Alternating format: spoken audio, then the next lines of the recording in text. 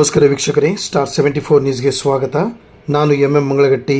ಸಮಾಜ ಸೇವೆಯಲ್ಲಿ ಸಾಧನೆಗೈದ ಸಾಧಕರಿಗೆ ಸನ್ಮಾನ ಸಮಾರಂಭ.